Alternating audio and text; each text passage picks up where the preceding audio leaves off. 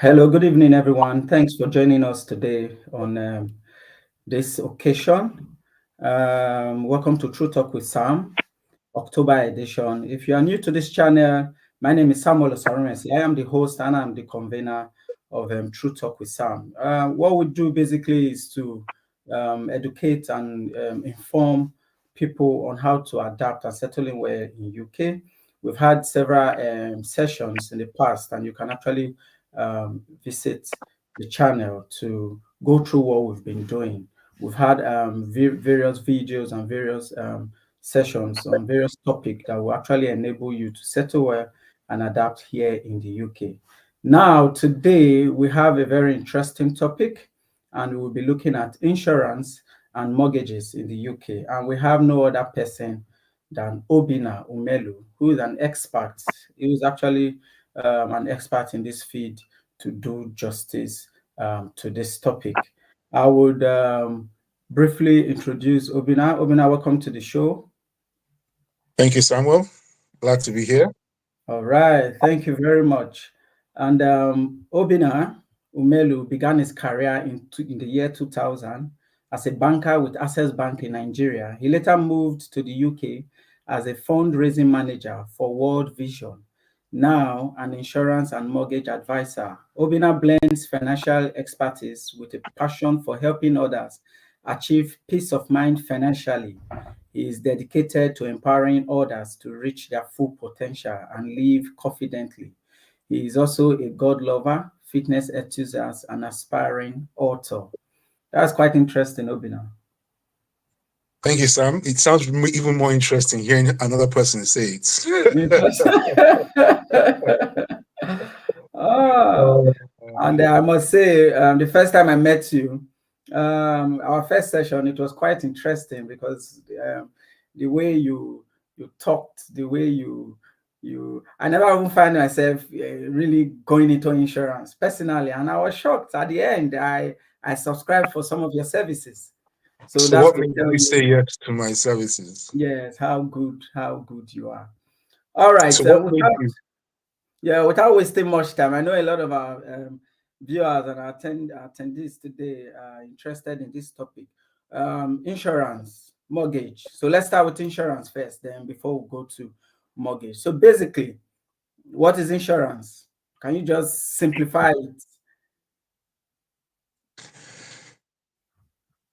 Insurance is a tool to allow you to recover from any emergency in life that could put you back financially. Life happens, and as fellow migrants, life happens even more for us. And as we're struggling to move forward to achieve our goals, our dreams, our ambitions, you want to make sure that should the worst happen to you, which we can go into detail later, you have instruments, you have things in place that can help you or your loved ones overcome and get back financially so that your dreams and goals are not knocked off. So I like to say that I give my clients financial peace of mind by helping them get customized financial products that protect them from life emergencies. So insurance gives you protection financially from life insurances, from life's emergencies. Okay? All right. So just a quick differentiation currently. I know I've heard about insurance and I've heard about assurance. Can you just differentiate what's the difference between, I've heard about life insurance, life assurance. Can you just tell us the difference? Okay, so I'll use one word to describe the differences, then I'll go into details. All right. So insurance talks about protecting you from the probability of something happening. Okay. Assurance is providing for the certainty of something happening. So if you're getting insurance, and I will still go into deeper details, you're you are protecting against the risk that something may happen as a probability. With assurance, you are providing for the certainty that something will happen. Oh, I see. Now, if you'd like me to, I can go into deeper examples. Yes, please. Yes, please. So, one of the most common policies in those regards is life. Almost everybody I talk to, even if they just came into the country for the first time, most people, when they hear insurance, oh, is it life insurance? So most people have heard about life insurance, but it's probably one of the least understood policies. So life insurance is a financial product that provides for the people you love, your beneficiaries, if you pass away within a certain time period.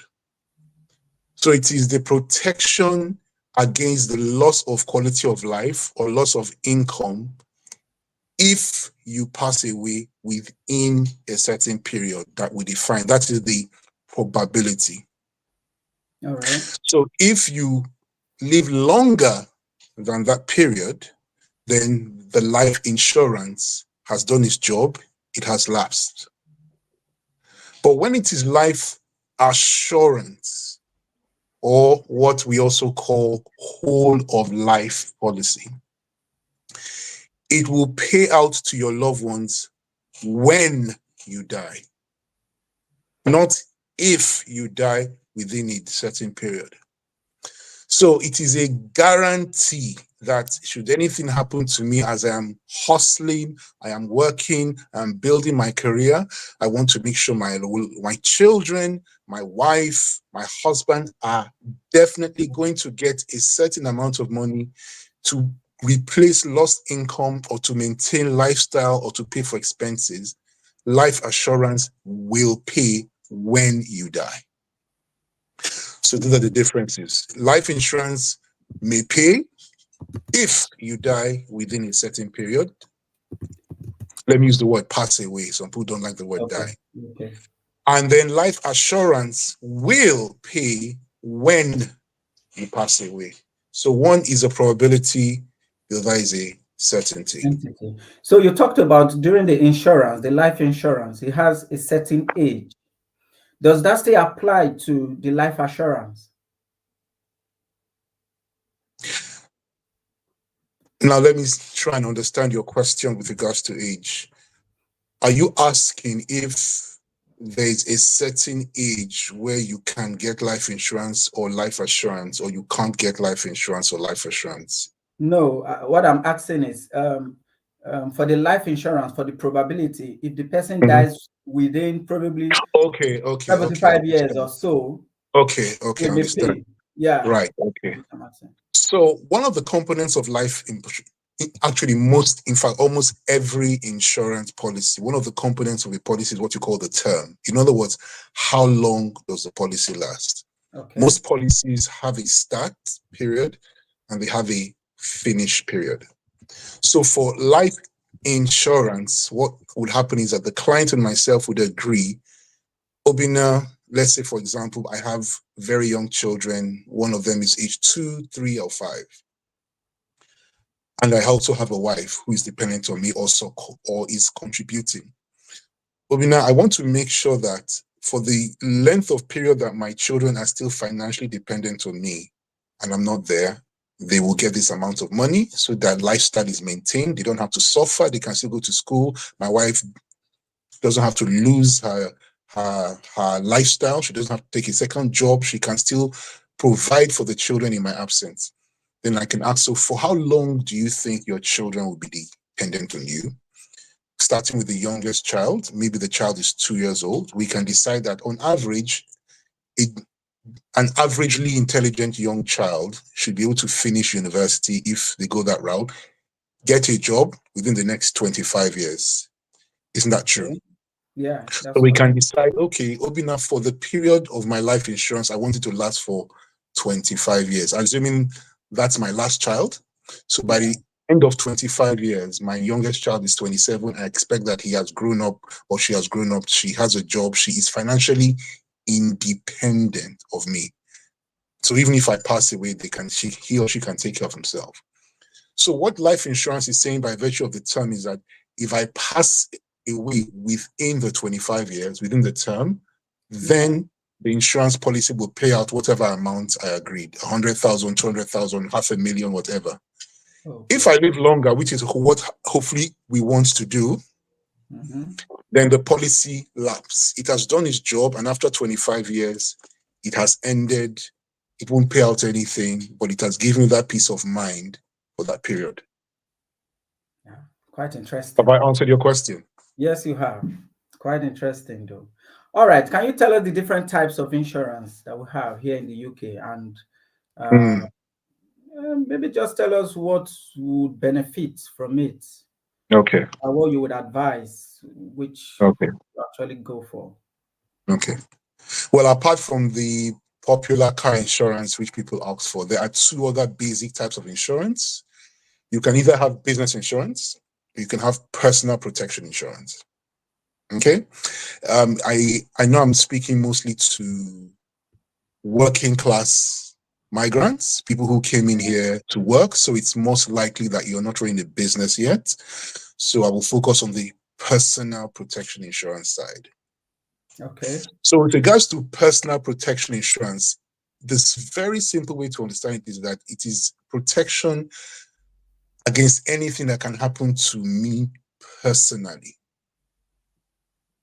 And there are about 3 or 4 basic things that can happen. God forbid, you can have an accident. Okay. You can fall seriously sick. You can lose income. And the main one is you can pass away. So for each of these 4 potential emergencies of life or crisis of life that can challenge your vision and goal for coming to the UK, there is an insurance cover. So for accidents, you have an accident cover. Okay. For if you fall ill, we have what we call either the critical illness cover or the serious illness cover. Or in addition, you also have what is called private medical insurance. And then for loss of income, we have what we call income protection. And then finally, as we've just discussed, if you pass away, we have life insurance. Some extras can come up if you buy a mortgage and you own a house, and then we can look at mortgage cover or mortgage insurance, as well as building and content insurance to protect the building and the content of your house. The way it seems like there's everything, there's insurance for everything, the way you are mentioning it. Well, insurance, actually, modern insurance started in the UK, really. So if there's any country in the world that would have a diversity of insurance covers, it would be the UK. Lloyd's of London, probably the largest or probably most famous reinsurance company in the world, is in the UK, and it started from a coffee shop called Andrew Lloyd's way back, I think, in the 18th century. So point I'm making is that insurance is over 2,000 years old, but in the UK, it's been going on for at least 200 years. And so the UK has a very developed insurance industry. So yes, it would appear that there's insurance for most things that could happen to you, which is why it's important that you take advantage of it. Yes, I'm a bit curious, but before my curiosity would lead me to ask question yet, I'm just going to ask, can you tell us the advantages? What do we stand to benefit if we actually go into any insurance policy? Well, like I said at the beginning when you asked, insurance is a protection against emergencies of life. And I have a lot of clients who are migrants, and I always ask them this: what are your goals? What are your dreams? What are your ambitions when you came to the UK, right? Okay. And a lot of them, yes, I want to further my career. I want to have a better quality of life for my family. I want to have investments. And all these things, at least when you start, when you come in as a worker on your tier 2 visa, your ability to achieve all those things are dependent on your ability to get up and work every morning, isn't it? That's correct. The question I ask my clients at this stage of your life is, what is your primary asset? It is not house or car, especially if you have not built up wealth yet, you're still building your career. Your primary asset is your ability to get up and work. And as you work, you earn. And as you earn, you save. As you earn, you invest. As you earn, you provide for your family. As you earn, you achieve all those dreams. Isn't that true? That's correct. So imagine that any of these emergencies I mentioned to you happens. You have an accident, you can't work. What happens to your income, and therefore what happens to your dreams? You have a serious sickness, God forbid, but we all have a 30% chance of contracting serious illnesses in our life, even if we don't have a history of it. I'm sure there are people on your show who can relate to people who just collapsed suddenly and passed away without warning. Yeah. I have that in my family.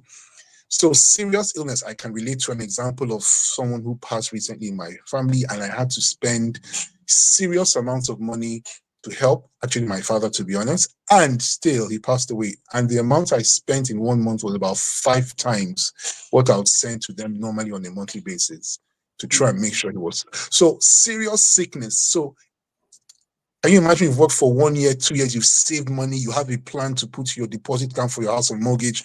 We'll get to that. Or you're setting up your children to go to a private school or a good school, or you have this goal. Maybe you want to start a master's course or a program. And all of a sudden you were diagnosed. Thank God for the NHS, but they're limited. Yeah. So imagine you're sick. So the point I'm making is the benefit of insurance is that it gives you the peace of mind to know that whilst I am moving forward in life, I am hustling, I'm working hard to achieve my goals. If a road bump occurs, whether it's major or minor, I have a backup, I have a fallback, I have a support. And even though I may be knocked down, I'm not knocked out. So I'm here to provide that support and backup through the various insurance products. So that is the primary benefit of insurance as a whole. If you want us to go into the details of each one, then that's a separate question.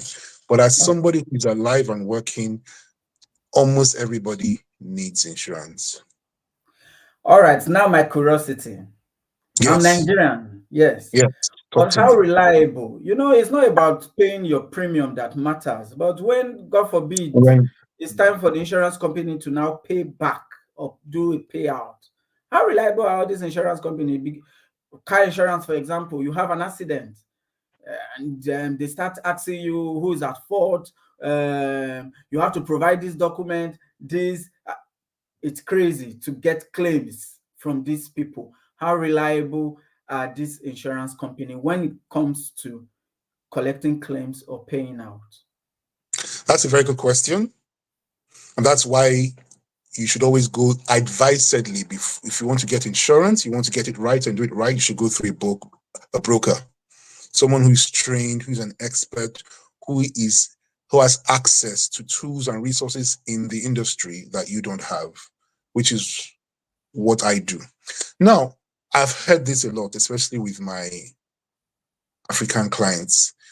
Insurance is a scam. They collect your money, and when it's time to collect, they'll find a reason not to pay. If that is true, you wouldn't have an insurance industry in the UK for over 200 years. It would have collapsed on its head by now. But yes, there are instances where claims are not paid. When any insurance company is publishing their reports for the year, their annual reports, there has never been any company I've seen that says that they have paid out 100%. Usually it's 90-something percent. That means that there are 1 or 2% that didn't get paid. So the question is why? Why? There are a few reasons. One, I mentioned insurance that lasts for a certain amount of time. So one of the simplest reasons that if you live longer than the term of your insurance, then that insurance has lapsed, it won't pay out. So if you had a life insurance, say for example, for 25 years, or whatever kind of insurance for whatever period, if you outlast the term of that period, the insurance has lapsed, the insurance has lapsed, the insurance company will not pay. That is pretty straightforward. Okay. The other reason why insurance may not pay, or it may be more hassle than you expect, is if you give wrong information or you tell an outright lie. So I am having a conversation with my client. I'm doing what is called a fact find, which is understanding your situation. It's like a doctor diagnosing you in order to give you the right prescription. And you tell your doctor the wrong information and he gives you the wrong medicine, he prescribes the wrong dosage, and you claim that he was wrong when you fall sick or it gets worse, but you give the wrong information. So I'll give an example. I'm talking to a client and I ask him, are you a smoker? No, I don't smoke. Okay. And based on that information, I give you a quote, I give you a recommendation, we set it up and you're paying your premium. And then the day comes for you to claim. And the insurance company will do their due diligence, go to your GP's record, you know the GP records here, records are kept, and they find out that you actually are a smoker. What do you think will happen? That claim will either be denied, or it will be delayed, or what you want to collect is reduced. So one of the key reasons for not getting your claim at all, or not in the way you expected, was giving incomplete, incorrect, or outright lies. So when I'm talking to clients, I try to ask very detailed questions. It is for their good. I tell them it is better for you to tell the truth and your application is rejected, rather than you cut corners, you get a policy and you pay, and then when you need it, you don't get it. The other reason why you may not get paid out is you got the wrong policy, why you need a broker. So for example, you decide, I've listened to Obinna, I need to get an insurance policy. I go online and do my research like you did your research, Samuel, and you look at something that says get sickness cover, and you get a sickness cover, or even a life cover, and you think that is it. All right, you got a sickness cover. One day you're walking down the road, God forbid something happens and you have a car accident and your hand and your arm is amputated, or your hand is in a cast. Maybe it's not even amputated, it's broken, it's in a cast, and you can't work for its time being, and maybe you're on a zero contract, so if you can't work, you can't earn. And you remember, I have this insurance, let me go and claim. The insurance company asks you what happened to you, I had an accident, and they look at what your policy is. Your policy is a sickness insurance. You won't get paid out. You may not get paid out. Why? At the point where you have the accident and you got treated and you're now in a sling, are you sick? No, you're not. Even if you lost your arm, it was amputated, but you're alive, are you sick? No, you're not sick. No, you're disabled. You're disadvantaged. You had an accident. Yeah.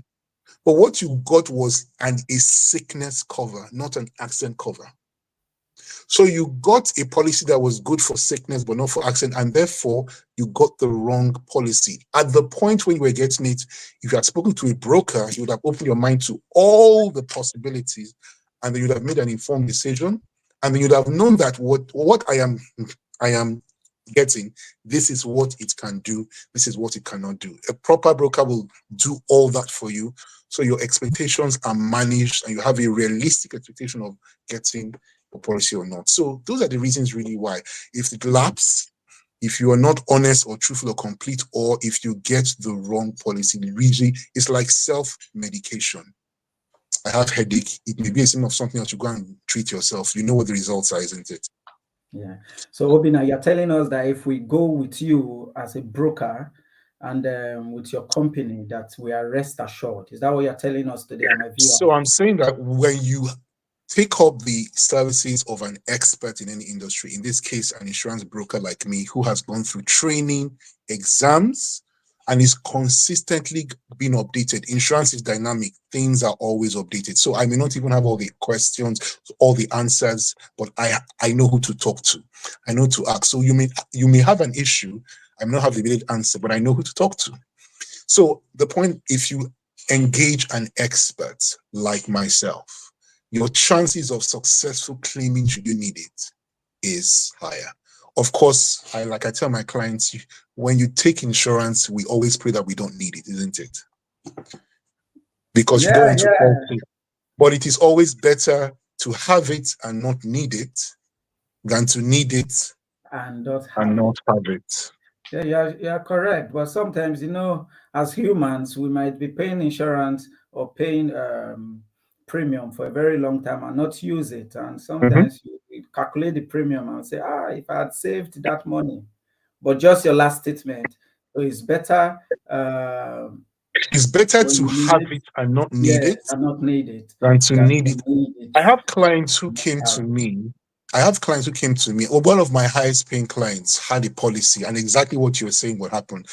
She had been paying. This thing has not happened. I beg, I'm spending money. She cancelled it. I think that same year, her son was playing football and or rugby, had a major accident. His eye almost popped out. And she did medical care, and she now regretted cancelling. She now came back to me and got almost every package. She was ready to pay. She's one of my highest paying premiums because she has learned the lesson. But it is better to have it and not need it than to need it and not have it. Because the day you need it and you have it and you claim, you come and be saying, thank you, Obinna. It's always a great feeling when there's a successful claim paid out, because then you appreciate that you have invested in protecting yourself. You are correct. Actually, you buy doors for your house, you have windows. You may never have an armed robber come to your house. Are you going to say, for these years I paid for this thing, I'm paying for security, I'm paying for CCTV, nobody has come, I'm going to stop it? People don't usually do that. And so think of insurance as a protection for yourself and for your family that you don't want to take a risk on. So you talked about premium, and let's go there. Now, with the way you've explained, it's seeming like it's going to cost us a lot. How affordable it's the premium to get an That's a insurance? good question. And like I tell my clients or my prospects, if you're serious about insurance, you can afford it. It's that simple. If you've come to this country on a tier 2 visa, it means you had a job, you have income. If you have an income and you're serious about insurance, you can afford it. Now the question is, can you afford everything you want, when you want it, how you want it? That is a yes or a no. Okay. My analogy would be buying an aeroplane ticket. If you ask, can I afford a ticket? My answer is yes.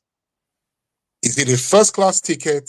Is it a business class ticket? Is it premium economy or is it economy? That is the issue. But to get a ticket to enter the plane to take you from Lagos to the UK, you can get it. The quality of the insurance is what the issue is, and that is where the broker will sit down with you to determine your needs, your goals, your priorities, and your budget. And based on the combination of all those factors, we'll find some. Insurance starts from as low as £5. £5. Not every insurance starts from as low as £5. Okay. Now that does not mean that you can get it for £5 because it is based on various factors like your age. The older you are, the more expensive it is. So the older you are, so for people who are young and healthy, it is the best time to get insurance. The longer you stay, the more expensive it will become. It also depends on your health status. If I have health issues and you don't have health issues and we're going for the same thing, I could be rejected. Or it may cost me more because I'm higher risk. It's also dependent on my BMI. Unfortunately, for our bigger people, you are a higher risk, so your premium will be bigger than me if I get the same thing. It depends on how long you want it for and the amount. And so when I say it's affordable, yes, you can afford it. What you can afford is now the question that comes when I sit with you and give you a proper fact find. But as for affordability, you can afford it.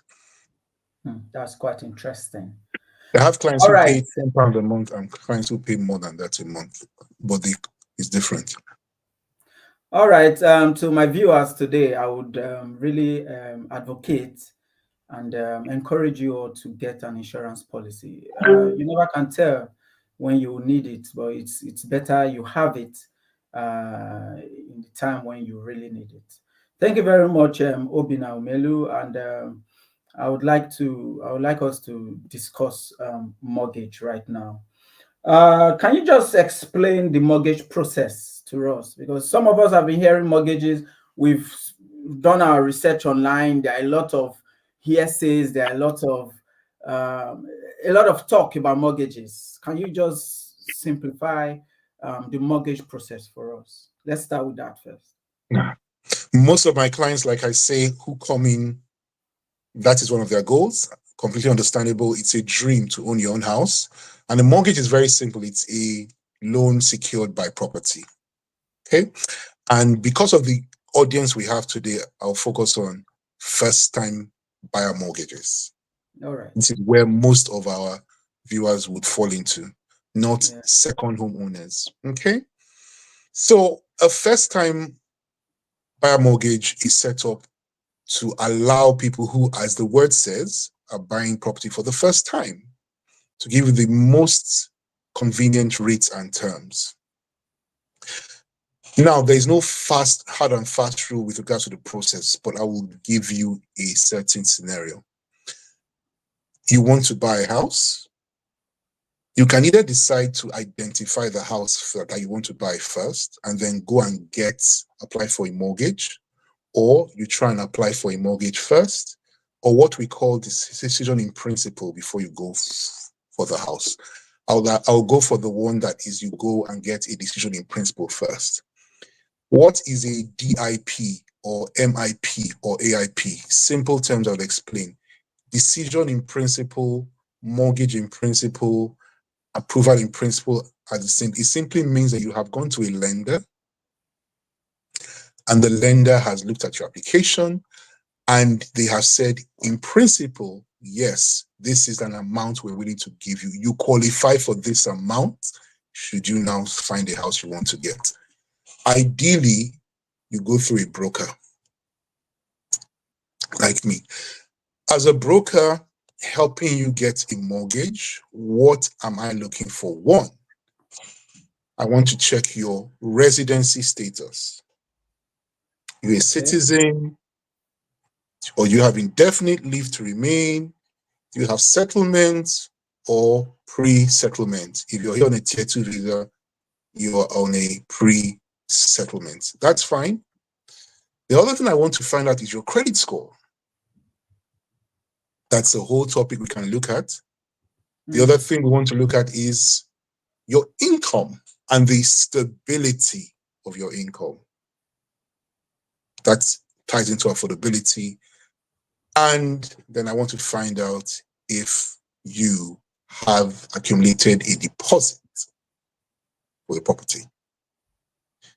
Typically, I'll be asking for proof of income, which would be at least 3 months payslip corresponding to 3 months bank statements. It could be 6 months, depending on how complex it is. And then if all those things come together and they're good, we send it to the bank. They approve or not within 2 weeks to months, depending on how complex the application is. And once they approve, you have what you call a decision in principle, which now you can now go and take to now find a house from an estate agent. You get the house, the bank, before they give the mortgage out, will do their own valuation to ensure that the property value is suitable enough to cover them for the loan. Remember that the mortgage is a loan secured by the property.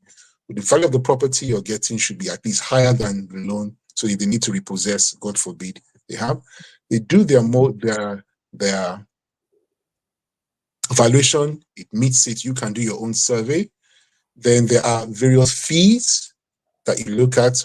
My brokerage fee, there is a lender's fee for the product. There is solicitors' fees that deal with all the legal aspects of the mortgage, and all those things is where I, the broker, are able to take you through. So you could have the process that could last as quickly as a month or 3 to 6 months, depending on the complexity of the situation. But I've just handed you the basic process. Thank you very much. Now, I just want, maybe because of benefit of my audience today, you talked about looking at your residency status, having pre-settlement. Most of us are currently on a tier 2 visa, okay? And we're looking at deposits. You also talked about that. What do you think the minimum deposit would be for those of us on a tier 2 visa? Because I know that it's quite difficult for those on tier 2 visa to actually get decision in principle just because of our residency status. So what would you advise? All right. So I'm not sure I would say it's difficult. It depends. Okay, I wouldn't But use I the do word understand. difficult. Yeah. However, a tier 2 visa on the scale of residency status is typically high risk. And therefore, depending on the lender, it may be more or less difficult. There are various lenders in the market. There are over 50 lenders. So it depends on the risk appetite and attitude of the lender. But let's get some basics first of all. Strictly speaking, you can qualify for a mortgage once you're a UK resident. And you're legally deemed to be a UK resident when you have spent up to 180 days unbroken in the UK. So strictly speaking, you can qualify for a mortgage if you've been in the UK for 6 months.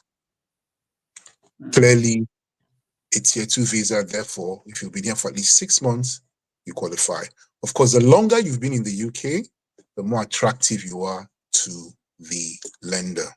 Okay?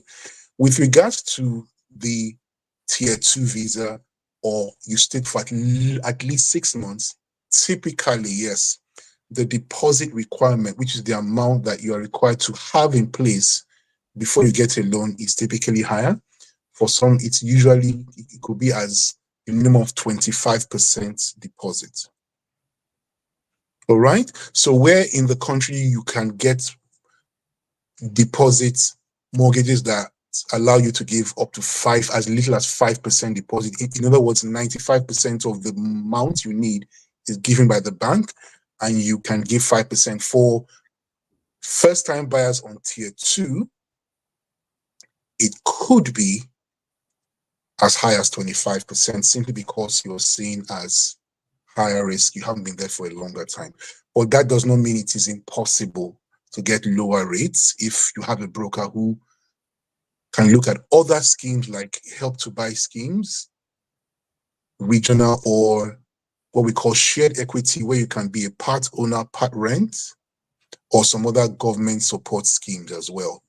But as a general answer to your question, if you're a tier 2 visa holder, especially if you've been in the country for less than 2 years, you might be requested to have at least 25% deposit. But the point is that is not cast in stone. Okay. And you just mentioned helped to buy scheme. Is it Yeah. still functional? In Because the I know it's UK, no. government. In Yeah. the sorry, no, sorry. I read no, sorry, I didn't read that. In England, no, there are 4 countries in the UK. Yeah. Help to buy in England has stopped, but there's still what you call regional help to buy. So, for example, in Wales, you might still be able to get help to buy. Oh, really? But in England, it's no longer available. Yeah. You answered my next question, which was supposed to be how long should you have stayed in the UK before you get a mortgage? And you said At if least, you stayed at least 6 months. yes. So the law says you have to be a UK resident. To be a UK resident, you've had to have stayed at least for 180 days, which is about 6 months, consistently, not you traveled and you came back, to be a UK resident. You talked about credit score as one of the criteria you will be looking at if you um, maybe looking at the mortgage process. Yeah. Now, some of us, when we came in, we didn't know about credit score. Some of us knew about it. We didn't know how to go about it. Now we know it's about numbers, how good your numbers are. Do you have a range, or is there a specific number that you could attain to say your credit score is good enough to get a mortgage or Okay. not? So first of all, the concept of credit score, I know for some of our viewers was new when they came into the country, right? Most Yeah. of us lived in a cash society. When you see somebody with a house or a car, they own it. It came Yeah. from their hard-earned money. They bought it. That's correct. Here in the UK, you see people who can own like the mortgage or houses or cars or property or assets that are being paid for over time. That culture is now becoming more prevalent within our backgrounds.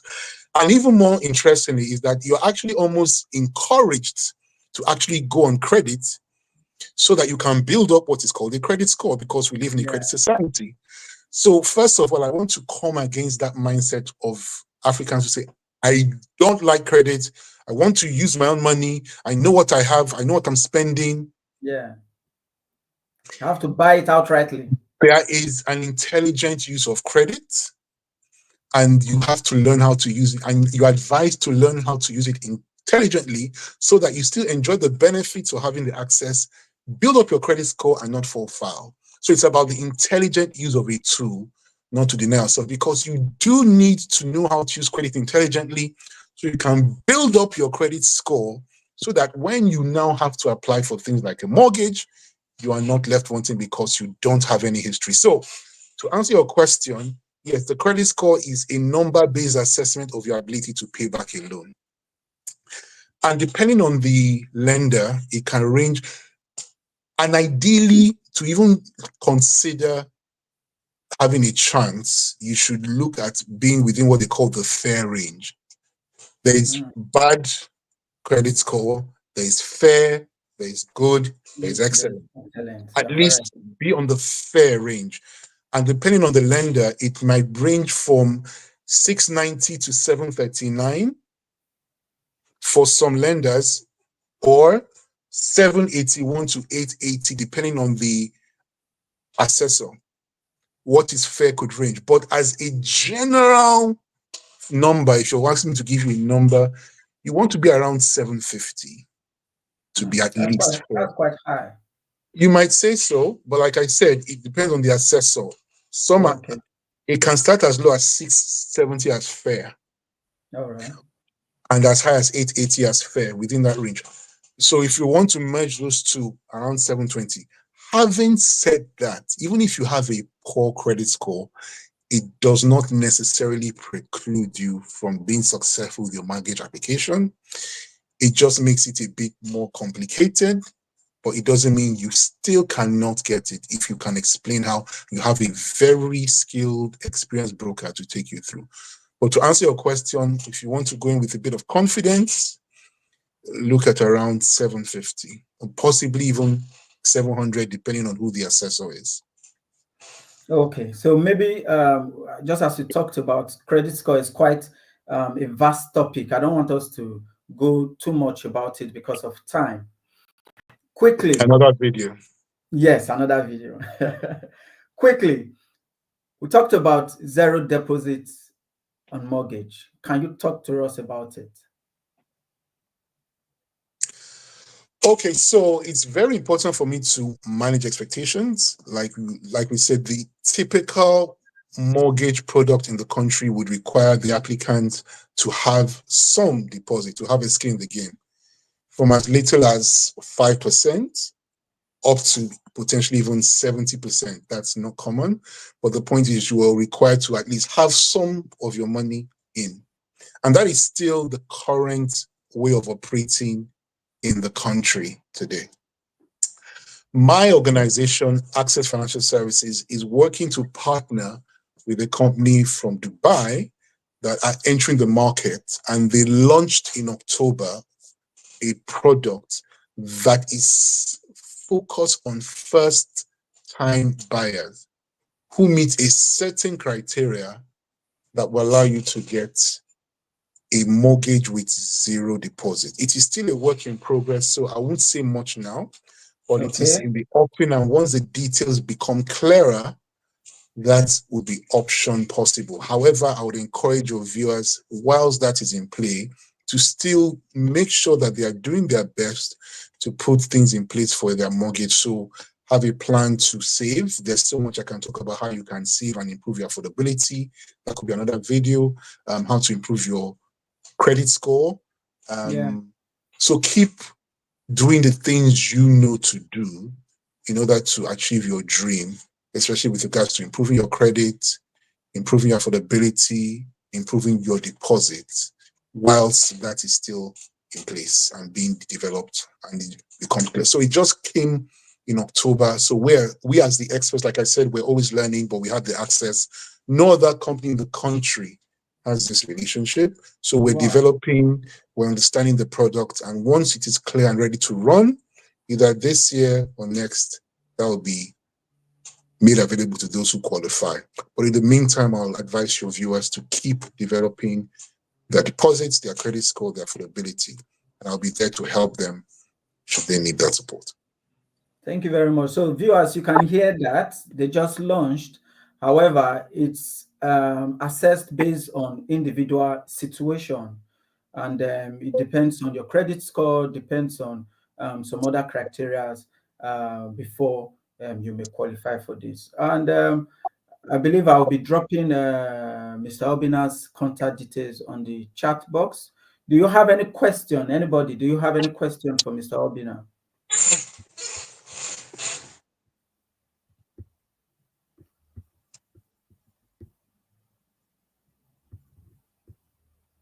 Quickly, while we wait for questions, can you just tell us briefly how we could build a credit score? Because many of us don't even So know that's a how. very good question. Yes, please. As soon as you come to the country and you have your accommodation, one of the easiest things to start to do is to register on the voters register. Voters Wherever register. you live, Okay. go on the voter register. That is the first thing and the easiest thing to do. It doesn't cost you a thing. You literally go online, gov.uk voter register. What does that do when lenders are looking? They can verify that you live where you say you live. So you're not a floater. So that is probably the first thing you should do. The easiest thing you should do is make sure that you are on the voters register. The second thing you do is make sure that I would advise it is not to avoid credit, but it is to use it wisely. So believe it or not, get a credit card. But the question is how to use a credit card. Yeah. Credit card allow you to spend other people's money and they charge you an interest for using it. But if you're responsible in the use of your credit card, you can use a credit card and not pay interest. Interest is typically charged every 30 days on the outstanding balance.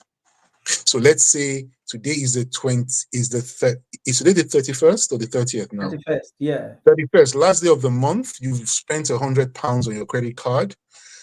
By the 31st or 30th of November, interest will be charged on whatever outstanding. So if you spend £100 on your credit card, make sure you pay it off before the end of 30 days. So you enjoy the benefit of the credit card and you don't have to pay any interest, or you minimize your interest cost. But you are showing credit history. When they look at your credit history, your payment history, they can see that this guy collects credit or he pays. So my second advice would be create a credit card, but use it responsibly. Potentially anything that so you could decide that you have a credit card to pay your groceries. So instead of using your debit card or paying card, use your credit card to the extent that you pay for things on a card. Instead of using your debit card, use your credit card, but before the end of the month, make sure you pay it back. Okay. So that's one way. Then of course, the third thing is any outstanding debts that could go pay off. So late payments, if you're late in your payment for more than 30 days, that could count and go into your file. Okay, so those three things that you can start with. Make sure you register with your voters register. Go on gov.uk, voters register. Make sure you are registered. Make sure you get a credit card and use it responsibly. I'm not going to advertise any particular one here. Yeah. And then make sure any late debts you have, make sure you clear them up. All right, we have a question. Yes. Okay. Somebody's asking, what are the eligibility requirements for zero deposit mortgage? Just briefly. I think you talked about it. So without giving specifics, one of the things I can say is at least at this point in time, unless things change, the household income at least 30,000. At the last time we were with the providers looking at it, that might change. But as of right now, at least household income of 30. So in other words, between you and your spouse or yourself, at least 30,000. Of course, the amount you earn also determines how much you can get. So the very least payout, the last time we looked with the provider, was the minimum mortgage loan would be 150,000. Okay, so the minimum income household would be 30,000 because it's done on a multiplier, income multiplied by 5 or 5.5. So if your minimum household income is 30,000, then the maximum you can get will be 30,000 times 5, which is 150,000.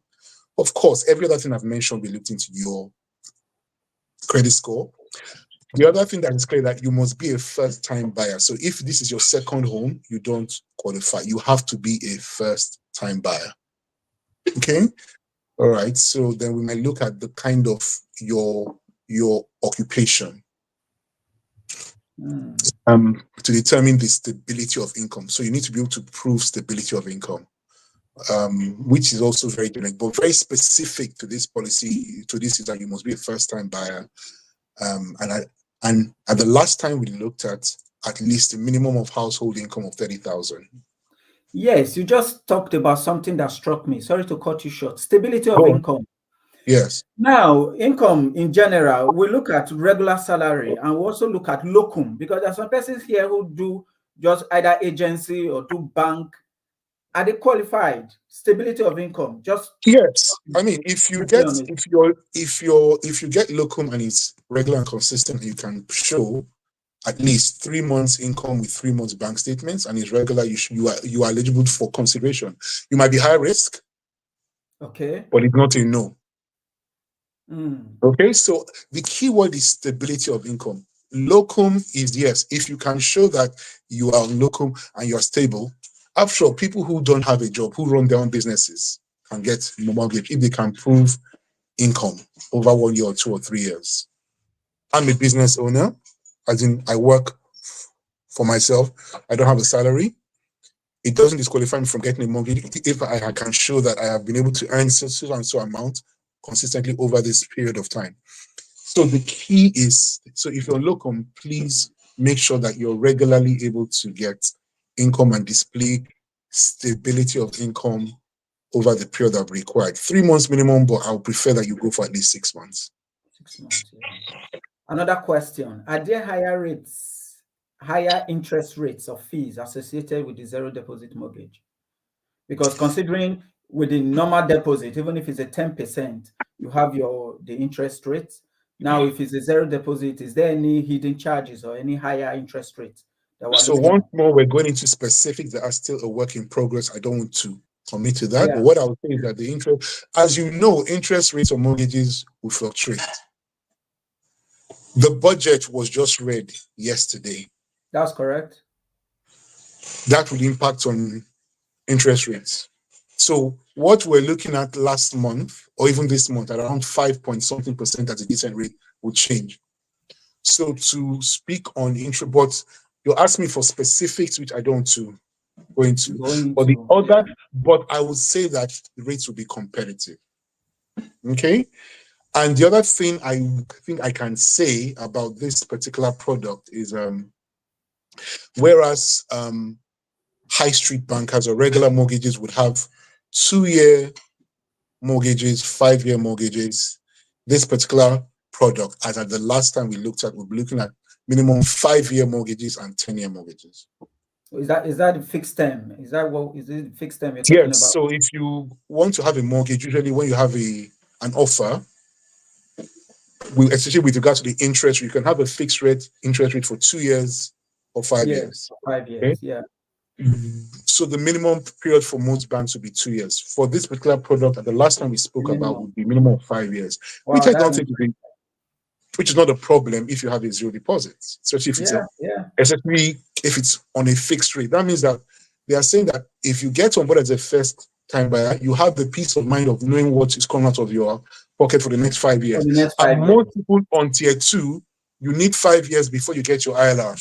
That's correct. Yeah. So it's trying to match your position, your situation with of your visa status with the term of, so at least for the first 5 years, if you qualify, you have the peace of mind that what I'm paying is what I'm paying. In addition to all of that, so that is something that we're excited about. Okay. So when that is on board, but right now we can start to talk, but start to do all you need to do for a regular mortgage. Like even if you qualify for that, at least you have the backing. That's it. When I'm taking with you. We have a question here. It said, can one dependent with a tier 2 visa qualify to get a mortgage? Or is this usually the primary holder of the visa who is eligible? That's a very good question. So as a dependent, you actually sometimes have more freedoms with regards to work and earning than even the visa holder. So I came in across various visas that gave me restrictions. For example, at a certain point in time, I couldn't work more than 20 hours. And if I work, I'm able to work only in specific industries linked to my primary income. But my spouse, as a dependent, is free to work full-time. I don't know if the rules have changed. I know that immigration laws are becoming tighter, but I think that still applies. So to answer that question, as far as I know at this point in time, as a dependent on a tier 2 visa holder, you are able to also apply for a mortgage. Okay, so that the dependent could be the principal. Yeah, applicant. I think the question is asking that the dependent can be the principal applicant. Yes. Applicant. Oh, okay. Although I would say that also, like I said, like anything that goes out of the norm would have higher risks. Okay, so it is not you can apply, but it might mean that because you're seen as higher risk, it might be higher deposits or higher rates. It depends. All those specifics will be when I sit down with the client. But in principle, if you're dependent and you've been there for 6 months at least, you can provide all those other issues like income, credit score. You can, in principle, you can apply as a principal. All right. There's a question here. It says, do you stand a greater chance when you combine your partner in terms of income? Note that the partner is not on contract, like the person is a free agent only. In principle, yes, as long as that person has a stability of income, you have a better chance if you can provide better household income. The higher your household income, the more leeway, right? Remember, the bank is looking at your ability to pay back the loan. So if you come as a couple, you have a higher chance because you have a higher household income. You can also apply for a higher amount because you have a higher household income. So if I understand your question, it's a big yes. Yes, but I think maybe... But it's a contract staff, so the income is not stable. That's the point you're making. Yes. Exactly the point. So so my response would be stability of income is always key. Stability of income is always key. So if I have clients in insurance who have been in this country, they earn quite well, they have a mortgage, and they have only been contract staff. Okay. But the contract always renews. So they have been able to show stability of income. They have never worked as permanent staff because a contract staff earns more. But they're always able to renew their contract. What you are saying, it's based on individual situation, right? Yes. Ultimately, as with every application, insurance or mortgages are customized applications. There is no how you get insurance, Samuel. Yeah. I mean, you're my client in insurance, for example, and I know a friend of yours who recommended you. The two of you are about the same age, the same. And if I will make a joke, have the similar hairstyle, right? But his cover and your cover were not exactly the same, even though the two of you have similar backgrounds, similar age, similar families, because there are still uniquenesses to you. So every application is really customized. What I'm sharing you are the broad strokes, the general broad strokes, so you can even know how to start, if you have a chance or not. But when I now sit down with you to get the specifics, every application is customized to the person, but there are some general broad strokes, which is what I am sharing with you. But to answer that question, even the partner should be able to display stability of income. And contract is not a necessity, a bad thing, as long as you can show stability of income. The last question before I let you go. What protections are in place if the property value decreases? Maybe during valuation, if the property value decreases, is there any protection in place?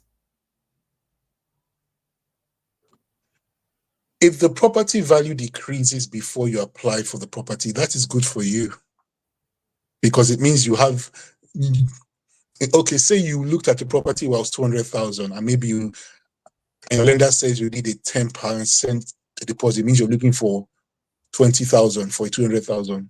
And then some of the market crashes, or Richard Reeves gives a budget announcement that crashes house prices, and the value of the property now becomes 180,000. That's good for you, because it means now you only need 18,000, if I understand your question. Where there is a challenge is if you're already a homeowner and the equity, I think the question is looking at the value of the property falls after you own the property, and it falls below the value of the loan, which is what happened during the 2008 crisis. I think that's what the person is asking for. So you had a house in 2008, it was worth $500,000. You borrowed 450,000. Now the crash falls and you still owe maybe 400,000, but the value of the property is now 300,000. Yeah. That's what you're saying. Okay. Well, okay. if you're a first-time buyer, typically you bought that house for your own residence. It shouldn't be an issue because you're going to live there anyway. So the value of the property should not be an issue. If you have a fixed term mortgage, it means you're still paying your same rent. The problem will be if it now becomes a variable rate mortgage. But if you're planning to sell the house, then my advice is don't sell yet, because you will get less than what your value is. So I hope I've answered the question. If the value of the property falls, it's only bad if you already have the property and it falls below your mortgage. But if you're not planning to sell the house, if that's a house you bought to live in, then that's not an issue. It doesn't impact on your mortgage payment, especially if it's already a fixed rate mortgage. It will be an issue when the fixed rate period ends and you now move to a variable rate mortgage, or we need to renegotiate. Okay. I hope I've Thank you answered that very much. question. Yes, I hope that has actually answered that question. Thank you very much, Mr. Obinna Umelo, who is a protection and mortgage advisor with Access Financial Services. Thank you for joining us today. If this is your first time joining this program, I'd want you to subscribe to the channel, True Talk with Sam. We hold a monthly series talk like this, and we also upload frequent videos that will enable you adapt and settle well in the UK.